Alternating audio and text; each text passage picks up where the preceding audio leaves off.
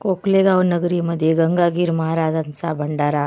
कोकलेगाव हे असं एक संताचं गाव आहे की गंगागीर महाराज हे संत होऊन गेलेले आहेत आणि ते संत असे महान संत आहेत की त्यांचा आज भंडारा आहे आणि भंडारा महाप्रसाद अशी यात्रा भरते की खूप दूरदूरचे लोक येतात.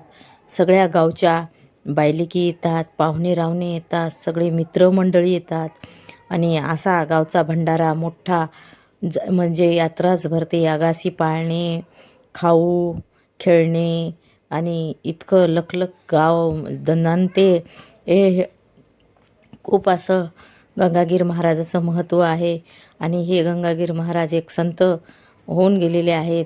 गंगागीर महाराजाची अशी कहाणी आहे की नांदेडच्या गोदावरीमध्ये एक वेळेस गंगागीर महाराजाला या तीराहून पलीकडल्या तीरावर जायचं होतं, पलीकडच्या काठेला. आणि गंगागीर महाराज नावा होत्या त्या वेळेस. खूप जुन्या काळातली गोष्ट, गंगागीर महाराजाच्या काळातली गोष्ट आहे. आणि गंगागीर महाराजाला जायचं होतं त्या तीराकडं आणि गंगागीर महाराज त्या नावाड्याला म्हणले की बाळा आणि मला त्या पलीकडल्या काठावर नेऊन सोडशील का. त्यावेळेस तो नावाडी म्हणतो की बाबा मी नेऊन सोडील, पण मला काही पैसे द्यावे लागेल. आणि गंगागीर महाराज म्हणले माझ्याकडं तर पैसे नाही बाळा. मग तो म्हणे मी नेऊन सोडत नाही. आणि असं म्हणत तो नावाडी तिथेच थांबला. आणि गंगागीर महाराजाला तर पलीकडल्या तीरावर जायचं होतं, म्हणजेच कोकलेगावला यायचं होतं. आणि गंगागीर महाराज मग काय केले की खांद्यावर घोंगडं होतं, त्या घोंगड्याची 4 पदरी घडी केले आणि त्या गोदावरीच्या पात्रामध्ये ते घोंगड्याची घडी टाकली आणि त्या घोंगड्यावर बसले गंगागीर महाराज आणि म्हणले चल ग बाई मला ने तिकडे. आणि त्या घोंगड्यावर बसत ते घोंगडं तरंगत तरंगत इकडच्या काठाला आपोआप आलं.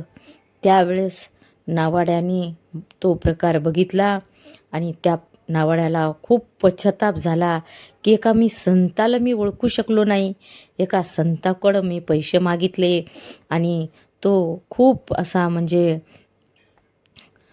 ताबडतोब गंगागीर महाराजाच्या पाठी गेला आणि असा पायावर लोटांगण घालत होता. महाराज तुम्ही एक संत आहात आणि मी ओळखू शकलो नाही, मी अज्ञानी जीव आणि मला माफ करा महाराज, मला माफ करा.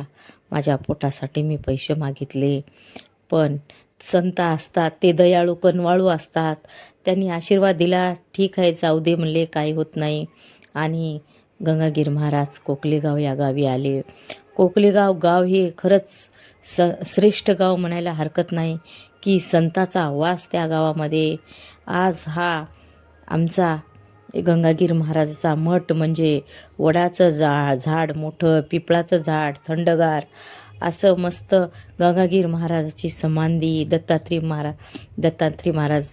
दत्तात्रेयचं मंदिर आणि असा दणदण असा हा कार्यक्रम होतो की ह्या कार्यक्रमामध्ये खरंच बघण्यासारखं आहे. अखंड महाप्रसाद, एवढा मोठा महाप्रसाद होतो.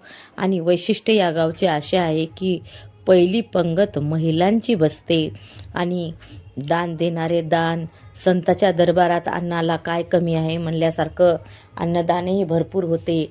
आणि दुसरी गोष्ट म्हणजे नवसाचे पाळणे, ज्यांना कोणाला संतती नसल, मूलबाळ नसल, गंगागीर महाराजाच्या समाधीच्या पाया पडलं की पुढचा भंडारा येईपर्यंत त्यांचा नवस पूर्ण होतो. सुख दुःख सगळं हे लोक त्या गंगागीर महाराजाच्या समाधीवर सांगतात. कोणी म्हणतं तोरण बांधते, कोणी म्हणतं पाळणा बांधते, कोणी म्हणते घोडा बांधतो. असं सगळं नवस करून गंगागीर महाराजाच्या पाया पडतात लोक. आणि पाया पडून अगदी 12 महिन्याच्या आत ती गोष्ट पूर्ण होते. हे या गंगागीर महाराजाचा महिमा आहे. आम्ही आज ह्या यात्रेला आलेले आहोत.